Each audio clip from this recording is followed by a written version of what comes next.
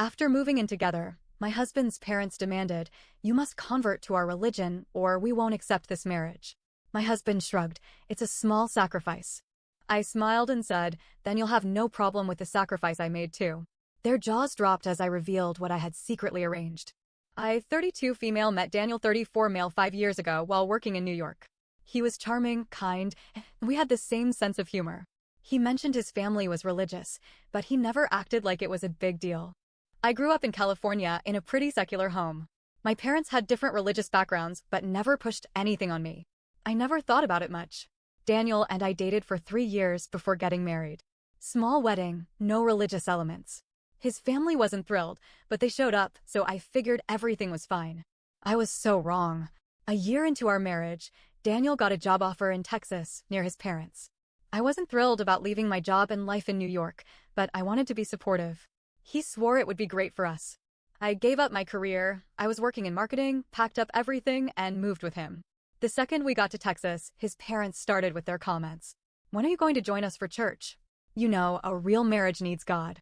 You'll have to convert one day, of course." At first, I laughed it off. I should have known better. About 6 months after moving, Daniel's parents invited us over for dinner. I expected the usual annoying passive-aggressive comments. What I didn't expect was a full-blown intervention. We sat down at the table. His mom, Deborah, had that look, the one she always gave when she was about to say something important. Then his dad, Mark, cleared his throat.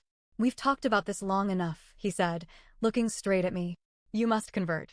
If you don't, we won't accept this marriage." I stared at him. "Excuse me?" Daniel just shrugged. "It's a small sacrifice, babe," he said. "It would mean a lot to them." I felt my stomach drop. I looked at him, waiting for him to realize what he had just said. Waiting for him to take it back. He didn't. I smiled. Not because I was happy, because at that moment, everything clicked. This had never been about what I wanted. And that was fine. Because while they were busy plotting how to change me, I had been making some plans of my own. I reached into my bag and pulled out a thick folder. I slid it across the table toward Mark and Deborah. They hesitated before opening it. Inside was a collection of documents. The first was a real estate contract, showing that I had secretly put our house on the market.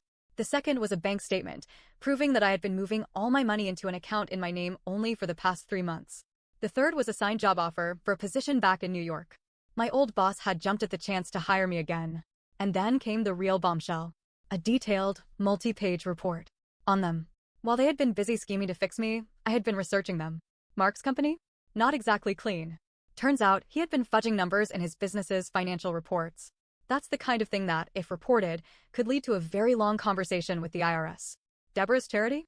More like a money laundering front. Some deep digging uncovered that most of the donations went nowhere. I had proof. Emails. Bank records. Even witness statements. I had spent months gathering everything. Deborah's hand shook as she turned the pages. Mark turned pale. Daniel, finally catching on, whispered, What is this?" I leaned back, keeping my smile. "You said it's a small sacrifice for me to change my entire life for your family." I gestured at the documents. "Well, I made a sacrifice too." Silence. Then Mark exploded. I raised my hand. "Careful," I said. "You're going to want to hear my conditions first." I gave them 2 options. 1, they drop the conversion talk forever. Never mention it again. Never push it. Never bring it up. Or 2, I go public with everything in that folder. Deborah gasped. Mark clenched his jaw so hard I thought he'd break his teeth. I turned to Daniel. "That includes you. Either you stand with me, or you stay with them. But you don't get to tell me how to live my life." Silence. Mark slid the folder back across the table. "We'll drop it," he muttered. I smiled. Good choice. Then I stood up and walked out. I drove home, half expecting Daniel to follow me. He didn't. Not that night. When he finally showed up the next morning, he walked in like nothing had happened. "Let's talk," he said. I sat down, arms crossed. "Go ahead." He sighed. "Look, I get that you're upset, but that was extreme. You don't have to go after them like that." I stared at him. "Extreme?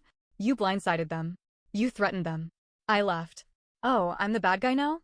Your parents basically told me to change my entire identity, and I'm the one who went too far." Daniel ran a hand through his hair. "You just should have talked to me first. We could have found a better way." "There was no better way, Daniel," I snapped. "They don't negotiate. They manipulate. And you? You let them." He didn't deny it. Instead, he looked at me with something almost like pity. That's when I knew. I took a slow breath. Are you going to be on my side or theirs? Silence. A long, painful silence. Then, instead of answering, he said, "You shouldn't have done this." I felt a sharp stab in my chest, but I didn't let it show. "Right," I said, standing up. "Got it." I didn't see him much over the next few days. He said he was working late. I knew better. Then, exactly 1 week after that dinner, I got a call. From my real estate agent. "Hey, just checking in. You never mentioned your husband was considering canceling the sale." I nearly dropped my phone. "What?" He called me this morning. "Said you two were rethinking things." I clenched my jaw so hard it hurt. "Ignore him. The sale stands." My agent hesitated. "Look, I don't want to get between you two, but..." He sounded serious. "He said you're having marital issues and that he wants to protect your shared assets." I thanked him and hung up. My hands were shaking. Daniel wasn't just upset. He was trying to trap me. I needed to move fast.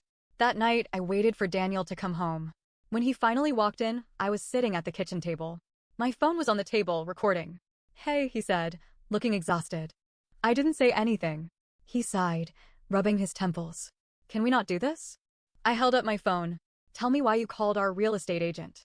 His eyes widened for just a second before he covered it up. You were trying to block the sale." "Why?" He scoffed. "It's our house, isn't it?" "I have a right to, not anymore," I cut in. "I transferred everything into my name 2 weeks ago."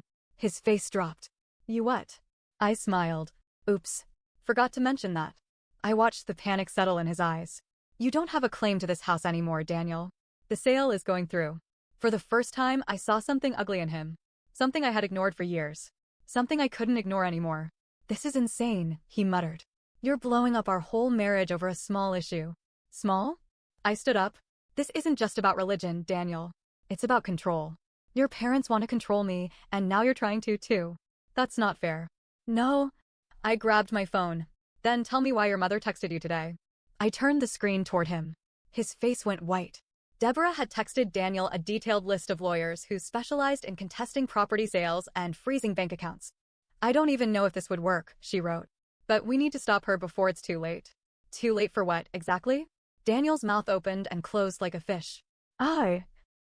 "Save it," I snapped. "You knew. You were in on this. You just didn't think I'd find out." His jaw clenched. "They're just trying to protect me." "Us." I laughed. "No, Daniel. They're trying to control me. And instead of standing up for your wife, you let them." His silence was my answer. I felt something inside me break. I had been so stupid. I thought I had married a good man. Someone who had my back. But the truth? Daniel had never been on my side. He was on theirs. I needed to get out. And I needed to ruin them first. The next morning, I called my lawyer. "Freeze the sale," I said. My lawyer hesitated. "I thought you wanted to move fast?" "I do," I said. "But if Daniel's trying to block it, I want to see how far he's willing to go." Because here's the thing, I knew his parents wouldn't stop. But I needed them to make the first real move. And sure enough, they did. 2 days later, I got an email alert. A large transfer had been attempted from our joint account. I checked. $50,000. Gone. I immediately called the bank. "This was not authorized," I said. The banker sounded hesitant. "It was transferred to a trust under your husband's name. He has access to the account." "Ma'am..." I cut her off. "I want that money back. Now." She hesitated. "We'll need both parties to agree," I laughed. "Oh, that's cute. Then let me send you something." I emailed over a copy of my new legal documents, the ones that showed I had already moved my personal funds and was in the process of legally separating my finances. The banker was silent for a long moment. Then she cleared her throat. "I'll escalate this immediately." Within 3 hours, the money was back in my account. Within 6 hours, I received a text from Daniel. "Why did you reverse the transfer?" "We need that money." "Oh, we?" I texted back. "You mean your parents need that money?" Because let's be honest, Daniel didn't need $50,000. But Mark and Deborah? Their business was struggling. They needed a way to cover their tracks. And they were hoping to do it with my money. That night, Daniel came home furious. He slammed the door. "What the hell are you doing?" I was sitting at the kitchen table, sipping my wine. "I don't know what you mean. You reversed the transfer. You're making things harder than they need to be." I laughed. "I'm making things harder?" He ran a hand through his hair. "My parents saw." I held up a finger. "There it is." He exhaled sharply. "They needed it for a short time. They were gonna pay it back." "Right. And I was just supposed to trust them. Their family."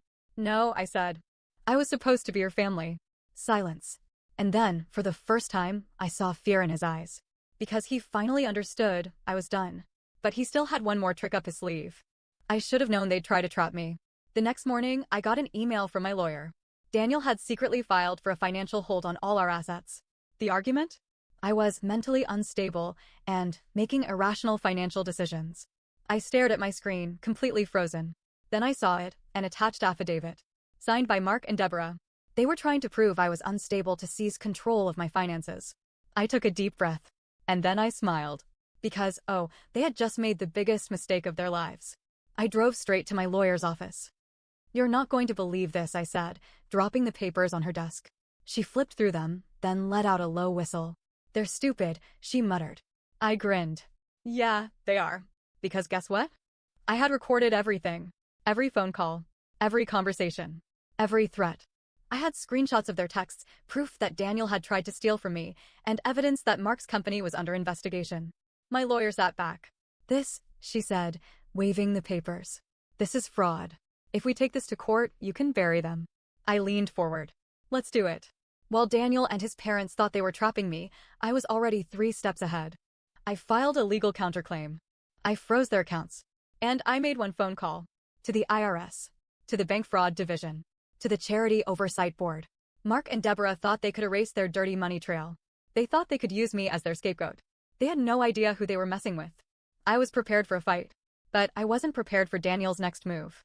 Because the night before my lawyer was set to file everything, Daniel came home. And he dropped a bombshell. "They're cutting me off," he said, voice shaking. I blinked. "What?"